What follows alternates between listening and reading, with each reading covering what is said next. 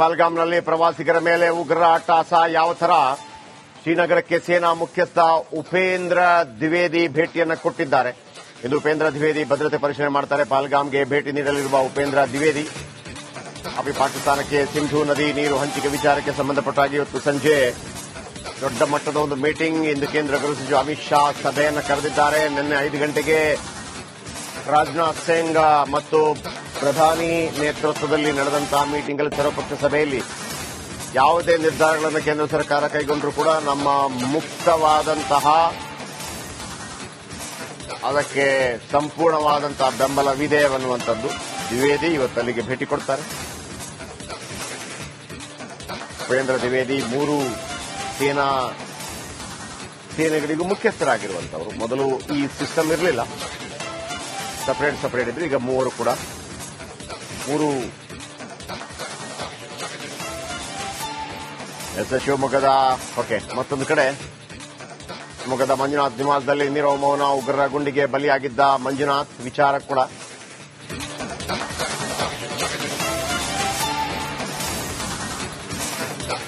ಉಗ್ರರ ಗುಂಡಿಗೆ ಬಲಿಯಾಗಿದ್ದ ಮಂಜುನಾಥ್ ನಿನ್ನೆ ಶಿವಮೊಗ್ಗದಲ್ಲಿ ಮಂಜುನಾಥ್ ಅವರ ಅಂತ್ಯಕ್ರಿಯೆ ನಡೆಯಿತು. ಇಂದು ಅಸ್ಥಿ ಸಂಗ್ರಹಣೆ ಮಾಡಲು ಹೋಗುವ ಕುಟುಂಬಸ್ಥರು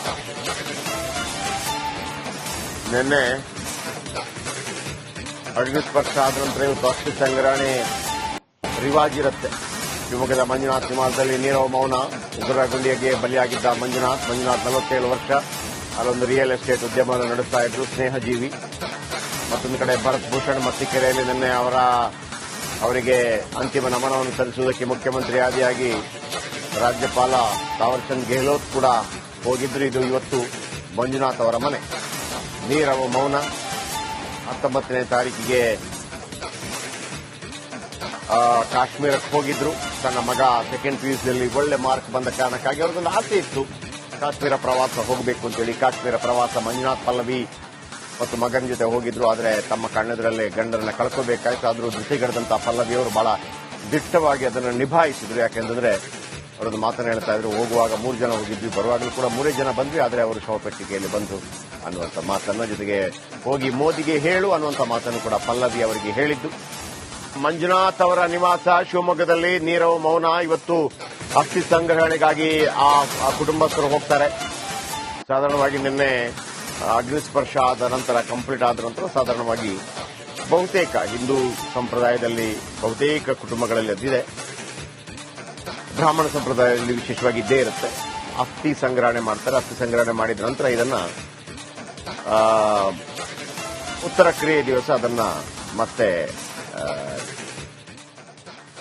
ಗಂಗೆಯಲ್ಲಿ ವಿಸರ್ಜನೆ ಮಾಡ್ತಾರೆ. ಸೊ ಅಸ್ಥಿ ಸಂಗ್ರಹ ಕಾರ್ಯ ಇವತ್ತು ನಡೆಯುತ್ತೆ. ಬನ್ನಿ ಇದರ ಬಗ್ಗೆ ಹೆಚ್ಚಿನ ನೋಡಿ. ಅದು ಮನೆ ಇವತ್ತು. ನಮ್ಮ ಪ್ರತಿನಿಧಿ ಭೀಮಾ ನಾಯಕ್ ಹೆಚ್ಚಿನ ಮಾಹಿತಿ ಕೊಡ್ತಾರೆ. ಭೀಮಾ ನಾಯಕ್, ನಿನ್ನೆಯಿಂದ ನಿರಂತರವಾಗಿ ಶಿವಮೊಗ್ಗದಲ್ಲಿ ನಡೆದಂತ ಘಟನಾವಳಿಗಳು, ಈ ದುಃಖದ ಸಂದರ್ಭ, ಸಾಧಾರಣವಾಗಿ ರಿಪೋರ್ಟಿಂಗ್ ಮಾಡೋದು ಕೂಡ ಬಹಳ ಕಷ್ಟ ಈ ಸಂದರ್ಭದಲ್ಲಿ. ಯಾಕಂದ್ರೆ ನಮಗೆ ಮನ ಬಂದಂತೆ ಯಾವುದೇ ಪ್ರಶ್ನೆಗಳನ್ನು ಕೇಳೋಕ್ಕಾಗೋದಿಲ್ಲ. ನಾವು ಅವರ ಭಾವನೆಗಳನ್ನು ಅರ್ಥ ಮಾಡ್ಕೋಬೇಕಾಗುತ್ತೆ. ಆದರೆ ಪಲ್ಲವಿ ಬಹಳ ಧೈರ್ಯವಂತ ಹೆಣ್ಣುಮಗಳು, ಅದನ್ನು ಬಹಳ ದಿಟ್ಟವಾಗಿ ಎದುರಿಸಿದ್ರು ಮತ್ತು ಅವರಿಗೆ ಆ ವಾಸ್ತವತೆಯ ಅರಿವಿದೆ. ಯಾಕಂದ್ರೆ ಇದು ದೇಶದ ಮೇಲೆ ಆಗಿರುವಂತಹ ಅಟ್ಯಾಕ್ ಅನ್ನುವಂಥದ್ದು ಅವರಿಗೆ ಗೊತ್ತಿದೆ. ಸೊ ಹಾಗಾಗಿ ಬಹಳ ದಿಟ್ಟತನದಿಂದ ಎಲ್ಲವನ್ನು ಕೂಡ ನಿಭಾಯಿಸಿದ್ರು.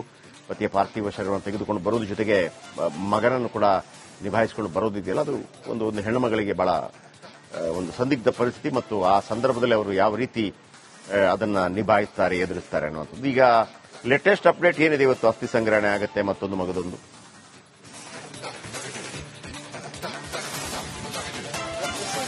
ಇವತ್ತು ಏನು ನಿನ್ನೆ ಕಾಶ್ಮೀರದಿಂದ ಅವರ ಮೃತದೇಹವನ್ನು ತರಲಾಗಿತ್ತು. ಅದಾದ ನಂತರದಲ್ಲಿ ತುಂಗಾ ನದಿಯ ತಟದಲ್ಲಿರುವಂತಹ ರೋಟರಿ ಚಿತಾಗಾರದಲ್ಲಿ ಅವರ ಅಂತ್ಯಕ್ರಿಯೆ ನಡೆದಿತ್ತು. ಹಾಗಾಗಿ ಇವತ್ತು ಏನು ಬ್ರಾಹ್ಮಣ ಸಂಪ್ರದಾಯದಂತೆ ಕೆಲವೊಂದಿಷ್ಟು ವಿಧಿವಿಧಾನಗಳನ್ನ ಮಾಡಲಾಗುತ್ತೆ. ಹಾಗಾಗಿ ಇವತ್ತು ಬೆಳಗ್ಗೆನೆ ಏನು ಮೃತ ಮಂಜುನಾಥ್ ಇದ್ದಾರೆ, ಅವರ ಮಗ ಮತ್ತೆ ಅವರ ಭಾವ ಇವತ್ತು ಅಸ್ಥಿ ಸಂಗ್ರಹಣೆಗೆ ಹೋಗಿರುವಂತದ್ದು. ಅಸ್ಥಿ ಸಂಗ್ರಹಣೆಯನ್ನ ಮಾಡಿ ಅಲ್ಲಿ ರೋಟರಿ ಚಿತಾಗಾರದಲ್ಲಿ ಒಂದು ವಿಶೇಷ ಕೊಠಡಿಯನ್ನು ಮಾಡಲಾಗಿದೆ. ಅಲ್ಲಿ ವಿಶೇಷ ಕೊಠಡಿಯಲ್ಲಿ ಅಸ್ಥಿ ಸಂಗ್ರಹವನ್ನ ಇಟ್ಟು ಬರ್ತಾರೆ. ಅದಾದ ನಂತರದಲ್ಲಿ 7 ದಿನ ಕಳೆದ ನಂತರದಲ್ಲಿ ಆ ಅಸ್ಥಿ ಸಂಗ್ರಹಣೆಯನ್ನು ಮಾಡಿರುವ ಅಸ್ಥಿ ಸಂಗ್ರಹಣ ಏನು ಕೂಡ್ಲಿಯ ತುಂಗಾ ಮತ್ತು ಭದ್ರಾ ನದಿ ಸೇರುವಂತ ಸ್ಥಳದಲ್ಲಿ ವಿಸರ್ಜನೆ ಮಾಡುವಂತದ್ದು. ಜೊತೆಗೆ ಏನು ಈ ದುರ್ಮರಣವನ್ನ ಹೊಂದಿರುವ ಹಿನ್ನೆಲೆಯಲ್ಲಿ ನಾರಾಯಣ ಬಲಿ ಎನ್ನುವಂತ ಒಂದು ವಿಶೇಷ ಪೂಜೆಯನ್ನ ಸಹ ಮಾಡಲಾಗುತ್ತೆ. ಏನಕ್ಕಂದ್ರೆ ಮೋಕ್ಷ ಸಿಗ್ಲಿ ಅಂತ ಹೇಳಿ. ಹಾಗಾಗಿ ಈ ಎಲ್ಲಾ ಸಂಪ್ರದಾಯದಲ್ಲಿ ಸಿದ್ಧತೆಗಳನ್ನ ಮಾಡ್ತಾರೆ. ಸಂಪ್ರದಾಯದಲ್ಲಿ ಏನಿರುತ್ತೆ ಅದು ಹಾಗೆ ಆಗುತ್ತೆ. ಇವತ್ತು ಅಸ್ಥಿ ಸಂಗ್ರಹಣೆಗೆ ಹೋಗ್ತಾರೆ ಇಡೀ ಕುಟುಂಬಸ್ಥರು. ಮತ್ತೊಮ್ಮೆ ಮಂಜುನಾಥ್ ಅವರಿಗಿರ್ಬೋದು, ಜೊತೆಗೆ ಭರತ್ ಭೂಷಣ್ ಅವರಿಗಿರ್ಬೋದು, ನಮ್ಮ ಬಹಳ ದೊಡ್ಡ ಒಂದು ಸಲ್ಯೂಟ್ ಇದ್ದೇ ಇರುತ್ತೆ. ಅವರ ಆ ನೆನಪು ನಮ್ಮ ಜೊತೆ ಇದ್ದೇ ಇರುತ್ತೆ. ಯಾಕಂತಂದ್ರೆ ಅವರ ಮೂಲಕವಾಗಿ ಒಂದು ಶತ್ರು ರಾಷ್ಟ್ರಗಳಿಗೆ ಸರಿಯಾದ ಉತ್ತರವನ್ನ ಕೇಂದ್ರ ಸರ್ಕಾರ ಖಂಡಿತ ಕೊಡುತ್ತೆ. ಇಡೀ 140 ಕೋಟಿ ಜನರಿಗೆ ಭಾರತ ಪ್ರಧಾನಿ ನರೇಂದ್ರ ಮೋದಿ ಅವರ ಬಗ್ಗೆ ಒಂದು ಅಪಾರವಾದಂತಹ ವಿಶ್ವಾಸವಿದೆ. ಹಾಗಾಗಿ ಮಂಜುನಾಥ್ ಹೆಸರು ಖಂಡಿತವಾಗಲೂ ಚಿರಸ್ಥಾಯಿಯಾಗಿರುತ್ತೆ. ಯಾಕಂದ್ರೆ ಪಾಕಿಸ್ತಾನಕ್ಕೆ ಯಾವ ಕಾರಣಕ್ಕಾಗಿ ಬುದ್ಧಿ ಕಲಿಸಲಾಯಿತು ಭಾರತ ಅಂತಂದ್ರೆ ಆಗ ಮಂಜುನಾಥ್ ಅವರ ಹೆಸರು ಕೂಡ ಬರುತ್ತೆ. ಏನ್ ಪ್ರಾಬ್ಲಮ್ ಇಲ್ಲ, ಏರಿಯಾದಲ್ಲಿ ಏನ್ ಪ್ರಾಬ್ಲಮ್, ಏನ್ ನಿಮ್ ಪ್ರಾಬ್ಲಮ್, ಇದೆಲ್ಲ ಪ್ರಾಬ್ಲಮ್ ಆಯ್ತಿಲ್ಲ ಹೇಳಿ. ಏನ್ರಿ ನಿಮ್ ಪ್ರಾಬ್ಲಮ್, ಏನ್ ನಿಮ್ ಪ್ರಾಬ್ಲಮ್ ಅಂತ ಹೇಳಿ. ಯಾರಪ್ಪ ನಗರಕ್ಕೆ ಗಾಂಧಿನಗರ, ದಾಸರಹಳ್ಳಿ, ರಾಜರಾಜೇಶ್ವರಿ ನಗರ, ಚಾಮರಾಜಪೇಟೆ, ಹುಬ್ಬಳ್ಳಿ, ಚನ್ನಮರುತ್ತದ, ಮೈಸೂರಿಗೆ ಬಂದಿರೋದು. ಬ್ಯಾಡಗಿ ತಾಲೂಕಿಗೆ ನಾವು ಬಂದಿವ್ರಿ. ಸರ್ ಹೇಳಿ ಸರ್, ಏನ್ ಪ್ರಾಬ್ಲಮ್, ನಿಮ್ ಎಮ್ಎಲ್ಎ ಹೆಂಗೆ, ಏನೆಲ್ಲ ಸಮಸ್ಯೆಗಳು, ಏನ್ ಕಥೆಯಲ್ಲಿ ಬಂತ ಅಪ್ಪ ಯಾವತ್ತೂ ಬಂದಿಲ್ಲ. 2 ಮಂತ್ಸಿಂದ ನೀರಿಲ್ಲ. ಟ್ಯಾಂಕರ್ ಬರ್ಬೇಕಾದ್ರೆ ರೋಡ್ ಸರಿ ಇಲ್ಲ. ಯಾರ ಹತ್ರ ಹೋಗಿ ಹೇಳೋದಕ್ಕೆ ನಮ್ಗೆ ಯಾರು ಇಲ್ಲ. ಕಿತ್ತೋದ್ರೆ ಏನು ಅಲ್ಲ ಹಾಳಾಗೋದ್ರು ಇದು ಯಾರು ನೋಡರೇ ಗತಿ ಇಲ್ಲ. ನಾವಿದ್ದೀವಿ ಅಂತಾರೆ. ಇವಾಗ ಯಾರ ಎಮ್ಎಲ್ಎ ಮಗ ಒಂದ್ ದಿವಸನೂ ಬಂದಿಲ್ಲ. ಫುಲ್ ಸ್ಟ್ಯಾಂಡರ್ಡ್ ಲಕ್ಸುರಿಯಸ್ ಬೆಡ್ರೂಮ್ ಐತ್ರಿ ಅದು. Taj West End, Radisson Blu. Meeting ನಿಮ್ದು ಮೀಟಿಂಗ್ ಇಲ್ಲಿ ಮಾಡ್ರಿ.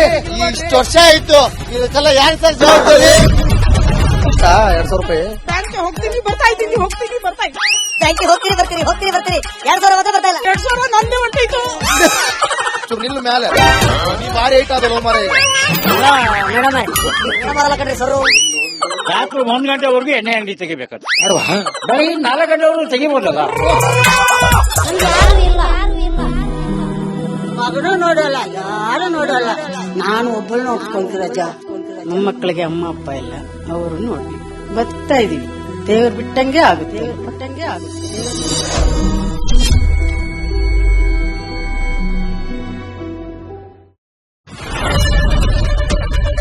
ಏನ್ ಪ್ರಾಬ್ಲಮ್ ಇಲ್ಲ, ಏರಿಯಾದಲ್ಲಿ ಏನ್ ಪ್ರಾಬ್ಲಮ್, ಏನ್ ನಿಮ್ ಪ್ರಾಬ್ಲಮ್, ಇದೆಲ್ಲ ಪ್ರಾಬ್ಲಮ್ ಆಯ್ತಿಲ್ಲ ಹೇಳಿ. ಏನ್ರಿ ನಿಮ್ ಪ್ರಾಬ್ಲಮ್, ಏನ್ ನಿಮ್ ಪ್ರಾಬ್ಲಮ್ ಅಂತ ಹೇಳಿ. ಯಾರಪ್ಪ ನಗರಕ್ಕೆ ಗಾಂಧಿನಗರ, ದಾಸರಹಳ್ಳಿ, ರಾಜರಾಜೇಶ್ವರಿ ನಗರ, ಚಾಮರಾಜಪೇಟೆ, ಹುಬ್ಬಳ್ಳಿ, ಚನ್ನಮರುತ್ತದ, ಮೈಸೂರಿಗೆ ಬಂದಿರೋದು. ಬ್ಯಾಡಗಿ ತಾಲೂಕಿಗೆ ನಾವು ಬಂದಿವ್ರಿ. ಸರ್ ಹೇಳಿ ಸರ್, ಏನ್ ಪ್ರಾಬ್ಲಮ್, ನಿಮ್ ಎಮ್ಎಲ್ಎ ಹೆಂಗೆ, ಏನೆಲ್ಲ ಸಮಸ್ಯೆಗಳು, ಏನ್ ಕಥೆಯಲ್ಲಿ ಬಂತ ಅಪ್ಪ ಯಾವತ್ತೂ ಬಂದಿಲ್ಲ. 2 ಮಂತ್ಸಿಂದ ನೀರಿಲ್ಲ. ಟ್ಯಾಂಕರ್ ಬರ್ಬೇಕಾದ್ರೆ ರೋಡ್ ಸರಿ ಇಲ್ಲ. ಯಾರ ಹತ್ರ ಹೋಗಿ ಹೇಳೋದಕ್ಕೆ ನಮ್ಗೆ ಯಾರು ಇಲ್ಲ. ಕಿತ್ತೋದ್ರೆ ಏನು ಅಲ್ಲ ಹಾಳಾಗೋದ್ರು ಇದು ಯಾರು ನೋಡರೇ ಗತಿ ಇಲ್ಲ. ನಾವಿದ್ದೀವಿ ಅಂತಾರೆ. ಇವಾಗ ಯಾರು ಎಮ್ಎಲ್ಎ ಮಗ ಒಂದ್ ದಿವಸನೂ ಬಂದಿಲ್ಲ. ಫುಲ್ ಸ್ಟ್ಯಾಂಡರ್ಡ್ ಲಕ್ಸುರಿಯಸ್ ಬೆಡ್ರೂಮ್ ಐತ್ರಿ ಅದು. Taj West End, Radisson Blu. Meeting ನಿಮ್ದು ಮೀಟಿಂಗ್ ಇಲ್ಲಿ ಮಾಡ್ರಿ. ಇಷ್ಟು ವರ್ಷ ಆಯ್ತು, ಇದಕ್ಕೆಲ್ಲ ಯಾರು ಸರ್ ಜವಾಬ್ದಾರಿ? 200 ರೂಪಾಯಿ ಬ್ಯಾಂಕ್ಗೆ ಹೋಗ್ತೀನಿ ಬರ್ತಾ ಇದ್ದೀನಿ, ಹೋಗ್ತೀನಿ ಬರ್ತಾ ಇದ್ದೀನಿ. ಬ್ಯಾಂಕಿಗೆ ಹೋಗ್ತೀರಿ ಬರ್ತೀರಿ 2,000 ಮತ್ತೆ ಬರ್ತಾ ಇಲ್ಲ. 2,000 ನಂದೇ ಹೊಂಟೈತು. ನಿಲ್ಲು ಮೇಲೆ ನೀವು ಭಾರಿ ಐಟ್ ಆದಲ್ಲ ಮಾರ. ಬರಲ್ಲ ಕಣ್ರಿ ಸರ್. ರಾತ್ರಿ 1 ಗಂಟೆವರೆಗೂ ಎಣ್ಣೆ ಅಂಗಡಿ ತೆಗಿಬೇಕಾದ್ರೆ ಬರೀ 4 ಗಂಟೆವರೆಗೂ ತೆಗಿಬೋದಲ್ಲ. ಮಗನೂ ನೋಡಲ್ಲ, ಯಾರು ನೋಡಲ್ಲ. ನಾನು ಒಬ್ಬಳು ನೋಡ್ಕೊಂತೀರಜ್ಜ. ನಮ್ಮ ಮಕ್ಕಳಿಗೆ ಅಮ್ಮ ಅಪ್ಪ ಇಲ್ಲ, ಅವರು ನೋಡಿ ಬರ್ತಾ ಇದೀವಿ. ದೇವ್ರು ಬಿಟ್ಟಂಗೆ ಆಗುತ್ತೆ, ಬಿಟ್ಟಂಗೆ ಆಗುತ್ತೆ.